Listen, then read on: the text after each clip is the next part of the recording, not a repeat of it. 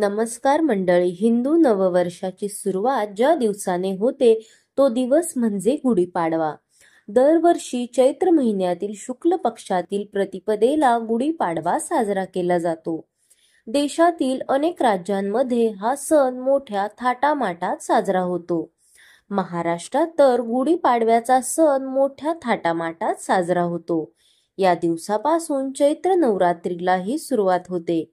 गुढीपाडवा नेमका कधी आहे, तारीख व शुभ मुहूर्त पाहूयात.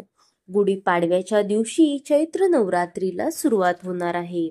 गुढीपाडव्याच्या दिवशी लोक घरोघरी गुढी उभारतात. तसेच ते मुख्य प्रवेशद्वारावर झेंडूच्या फुलांचे, आंब्याच्या पानाचे तोरणे लावतात.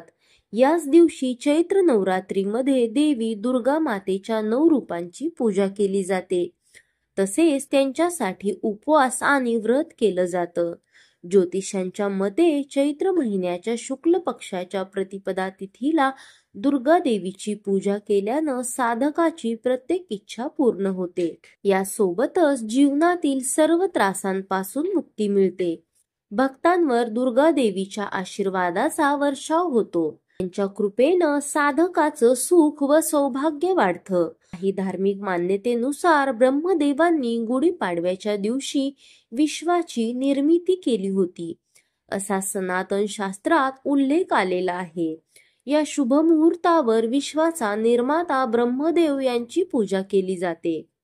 ज्योतिषांच्या मते चैत्र महिन्याच्या शुक्ल पक्षाची प्रतिपदा तिथी 29 मार्च रोजी दुपारी 4:27 सुरू होणार आहे आणि 30 मार्च रोजी दुपारी 12:49 समाप्त होईल. सनातन धर्मात उदय तिथी मानली जाते, त्यामुळे गुढीपाडवा 30 मार्च रोजी साजरा होणार आहे. घरामध्ये गुढी कशी उभारायची, चला तर ते पाहूयात. घरात, अंगणात किंवा गच्चीवर जिथे तुम्हाला गुढी उभारायची आहे ती जागा स्वच्छ करावी. नंतर रांगोळी काढावी. नवीन कपडे घालून तयार व्हावे. गुढीची स्थापना करायची असेल तेथे अक्षता ठेवाव्यात. त्यावर स्वास्तिक काढावं. गुढीला साडी लावून लिंबाचा डहाळा लावावा.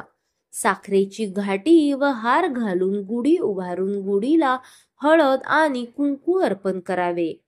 नंतर अगरबत्ती लावून नैवेद्य दाखवावा व नमस्कार करावा. गुढीपाडव्याच्या दिवशी इंद्रयोग तयार होतोय. या योगाचा योग संध्याकाळी 5:54 पर्यंत आहे. या योगात शुभ कार्य केल्यानं यश मिळतं. तसेच ब्रह्मदेवांचा आशीर्वाद देखील प्राप्त होतो. या शुभ मुहूर्तावर सर्वार्थ सिद्धी योगाचाही योगायोग होत आहे.